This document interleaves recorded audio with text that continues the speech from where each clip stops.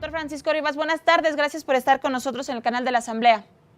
¿Qué tal, Elia, Brenda? Buenas tardes a ustedes y al auditorio. Muy buenas tardes.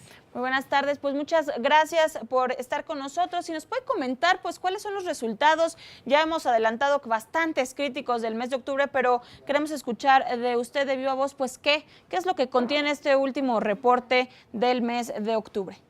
Mira, en esta ocasión nos apresuramos a presentar este documento porque lo que encontramos es que las condiciones del país nunca habían estado tan mal en términos de incidencia delictiva, en términos de violencia, en términos de aumento de la incidencia a lo largo del país. Hoy nos encontramos con 17 entidades que ocupan los primeros 5 lugares de incidencia delictiva, pero encontramos que prácticamente todas las entidades del país tienen aumentos en por lo menos algún delito. Por otro lado, si volteamos a ver el mapa de la violencia, encontramos también focos rojos nuevos, como es el caso de Zacatecas en materia de homicidio, de extorsión y de secuestro, y probablemente Zacatecas terminará como la entidad con la mayor tasa de secuestros de México, superando incluso a Tamaulipas. Por otro lado, encontramos que Aguascalientes y Querétaro, dos entidades que eran consideradas pacíficas, hoy traen un aumento sustantivo en materia de incidencia de delitos patrimoniales. De igual forma, también nos dimos a la tarea de analizar las 9 entidades que tendrán cambios de gobierno estatal, sabiendo que pues, el próximo año vamos a enfrentar un reto importante en materia de elecciones a lo largo del país. Francisco, buenas tardes. Se saluda Brenda Peña. ¿Cómo estás?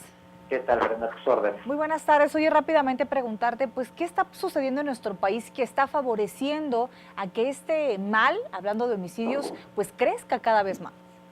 Pues mira, creo que lo que podemos decir es precisamente que con base en lo que hemos podido analizar, encontramos que los efectos que ha tenido el combate a los grupos de delincuencia organizada ha sí detenido a capos, pero también ha generado cierta descomposición en términos de grupos de criminalidad organizada que se han desdoblado en bandas, en un contexto en donde las procuradurías, fiscalías, secretarías de seguridad pública estatales no han sido capaces en reducir los efectos de la violencia local.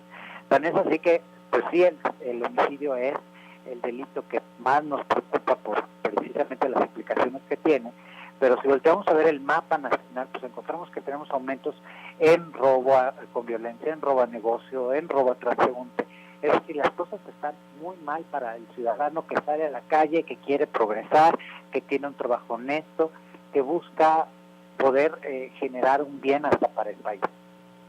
Francisco, hace un momento mencionabas las elecciones del próximo año, todo este contexto que pues se avecina para 2018 y en el que también señalaban el día de hoy en la conferencia de prensa al presentar este informe, pues la tendencia no va a ser menos crítica, va a seguir al alza en 2018 y que es un mes de elecciones presidenciales. ¿Cómo incide este proceso político en la violencia, si es el caso, y pues qué tendrían que estar haciendo las autoridades al respecto?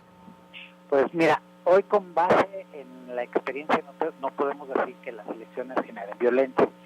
Lo que sí podemos decir es que hoy la falta de una política pública específica en materia de seguridad y justicia, en un contexto en donde las elecciones lo que sí generan es un cambio en la acción del gobierno local, pues pueden generar indudablemente retos importantes en materia de seguridad. Nosotros destacamos que quitando el caso de Yucatán y el caso de Chiapas, las otras 7 entidades enfrentarán retos muy significativos.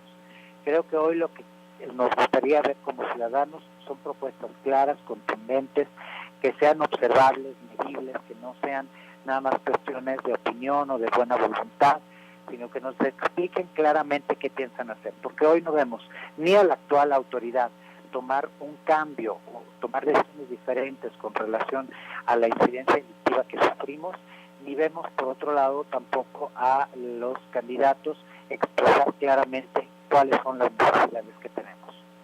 ¿Qué tanto, Francisco, agrava esta situación, pues los índices de corrupción en nuestro país, que también se mencionaban mucho esta mañana, y precisamente también sobre la politización o no de los temas, sobre las fiscalías, todos estos temas de impartición de justicia que están pendientes en el Congreso de la Unión? A ver, la corrupción es el elemento clave que nos tiene sumidos en esta situación tan crítica que vivimos en el país. Y nosotros pensamos que a lo largo de la última década los mexicanos hemos gastado miles de millones de pesos para el fortalecimiento de las instituciones de seguridad y volteamos a ver las condiciones laborales de los policías, de los peritos, de los ministerios públicos, vemos el maltrato que reciben, la carencia que tienen para poder hacer su trabajo, pues no podemos entenderlo. Deberíamos precisamente de acudir a la corrupción para entender por qué los recursos que deberían ser destinados para ciertas cosas no se han destinado a eso. De igual manera, la corrupción es la que le permite a un delincuente protección, seguridad, que pueda seguir delinquiendo desde los penales.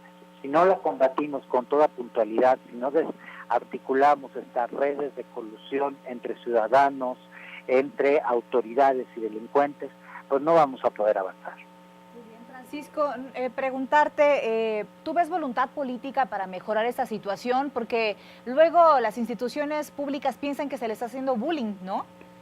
Pues precisamente no lo veo porque, por un lado, los ciudadanos nos sentimos agraviados, y cómo no sentirnos agraviados en un contexto en el cual pues estamos viendo un país derrumbarse por la inseguridad, por la violencia, y pues no veo tampoco que alguien esté diciendo sí, esta es la responsabilidad que tenemos que asumir, el cambio está así, lo vamos a implementar de esta manera, y tampoco veo pues que ninguno asuma su parte de falta de resultados.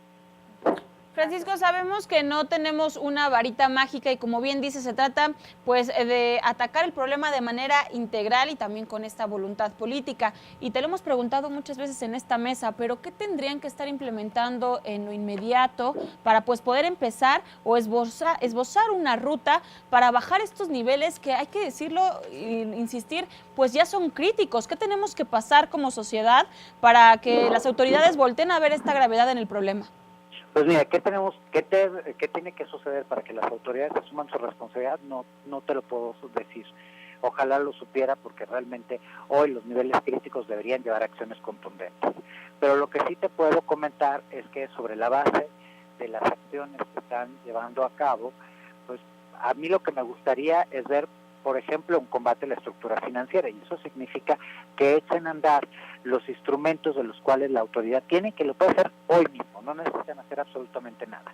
Hay algunos estados que, a pesar de que desde 2002 tenemos una ley para la extinción de dominio, no han armonizado la ley a nivel local. Pero pues más allá de las entidades que faltan y que deben hacer ese proceso legislativo, la mayor parte de las entidades, 22 entidades, ya cuentan con los instrumentos para poder hacer extensión de dominio. Si quitamos a la Ciudad de México y a la PGR, en realidad las autoridades no están combatiendo la estructura financiera de los grupos de delincuencia organizada. No estamos haciendo lo mínimo por cerrar los mercados ilegales, por combatir esos fenómenos que hacen que quien hoy me roba en la calle pueda en media hora estar vendiendo el bien que me quitó en un mercado ilícito. Necesitamos indudablemente, como te decía, echar a andar a las autoridades locales según lo que establece la ley, y esto significa pues que ahora sí los ministerios públicos cuenten con los insumos para hacer su trabajo, que los policías, que las varias autoridades. Y esto, insisto, pues pasa por un combate puntual a la corrupción. Francisco, finalmente, y preguntarte, tenemos un minutito, pero tu opinión sobre esta ley de seguridad interior que las organizaciones de la sociedad civil ya denunciaban pues un albazo y una pues posible aprobación fast track de un documento que está en la Cámara de Diputados. Mira, lo primero que te puedo decir es que evidentemente, esta es la evidencia de que no entienden que no se puede construir una casa empezando por el techo. La ley de seguridad interior debe ser un complemento a todas las otras acciones de seguridad pública que deben llevar a mejorar las condiciones del país. Por lo contrario, pues la ley de seguridad interior por sí misma no va a resolver absolutamente nada. Claro que todos queremos un marco normativo para la actuación de las autoridades federales, sobre todo en términos de la protección que los ciudadanos necesitamos, pero es indudable que este no era el momento para aprobar esta ley, que antes teníamos que generar un modelo de seguridad pública y con tiempos en los cuales supiéramos cómo le íbamos a hacer para fortalecer esas procuradurías olvidadas en la última década, o esas secretarías de seguridad pública que siguen sin implementar plenamente lo que ya tenemos en ley desde 2009. Doctor Francisco Rivas, como siempre, es un gusto platicar con usted para poder entender, seguir entendiendo pues todo este mal que lamentablemente aqueja a nuestra sociedad. Si nos lo permite, nos mantendremos en comunicación. Muchas gracias por estar con nosotros. Gracias a ustedes y les invito a descargar el estudio gratuitamente en nuestra página o en las redes sociales. Muchas gracias.